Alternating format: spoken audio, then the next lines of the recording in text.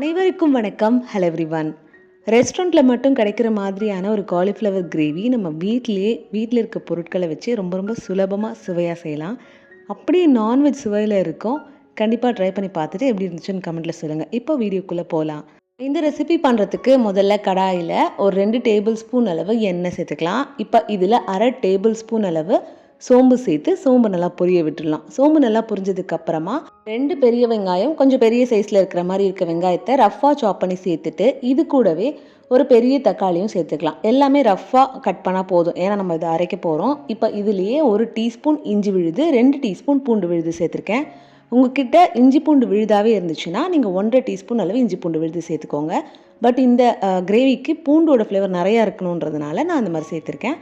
இப்போ இதில் ஒரு 6 முந்திரியும் சேர்த்து இதெல்லாம் நல்லா வதங்கிறதுக்காக இப்போவே உப்பு சேர்த்துக்கிறேன். 1 டீஸ்பூன் அளவு கல்லுப்பும் சேர்த்து நல்லா வதக்கிக்கலாம். இப்போ எல்லாம் நல்லா வதங்கி வரட்டும். இந்த அளவுக்கு வதங்கினதுக்கப்புறமா இதை ஒரு தட்டில் சேர்த்து நல்லா ஆறுனதுக்கப்புறமா மிக்ஸி ஜாரில் சேர்த்து கொஞ்சமாக தண்ணி விட்டு நல்லா மைய அரைச்சிக்கலாம். ரொம்ப தண்ணியாக அரைக்காதீங்க, கொஞ்சம் திக்காக அரைச்சிக்கலாம். இப்போ அதே கடாயிலேயே 1 டீஸ்பூன் அளவு எண்ணெய் சேர்த்துட்டு ஒரு 1/2 டீஸ்பூன் அளவு தனி மிளகாய் தூள் சேர்த்துட்டு ஒரு ஃபுல் பூ காலிஃப்ளவரை ரொம்ப சின்னதாக கட் பண்ணாமல் கொஞ்சம் மீடியம் சைஸில் கட் பண்ணிக்கலாம். கட் பண்ணி மஞ்சள் தூள், உப்பு போட்டு சுடு தண்ணியில் ஒரு 10 நிமிஷம் அப்படியே விட்டுட்டு தண்ணியெல்லாம் நல்லா வடித்ததுக்கப்புறமா இதில் சேர்த்து கலந்துக்கலாம். மிளகாத்தூள் எல்லா சைடும் பரவலாக பட்டால் போதும். நல்லா கலந்துட்டு இது தனியாக ஒரு தட்டில் எடுத்து வச்சுக்கலாம். அடுத்தது இப்போ அதே கடாயிலேயே ஒரு 2 டேபிள் ஸ்பூன் அளவு எண்ணெய் சேர்த்துட்டு இதில் நம்ம அரைச்ச விழுதை சேர்த்துக்கலாம்.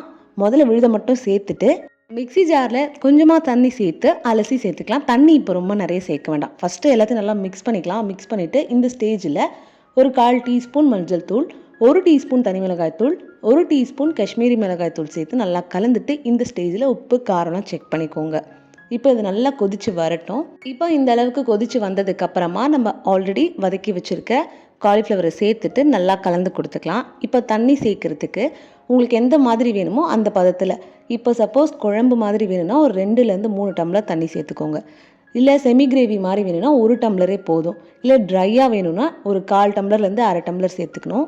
சேர்த்துட்டு நல்லா கலந்துட்டு மூடி போட்டு மூடி நல்லா எண்ணெய் பிரிஞ்சு வர அளவுக்கு இருக்கணும்.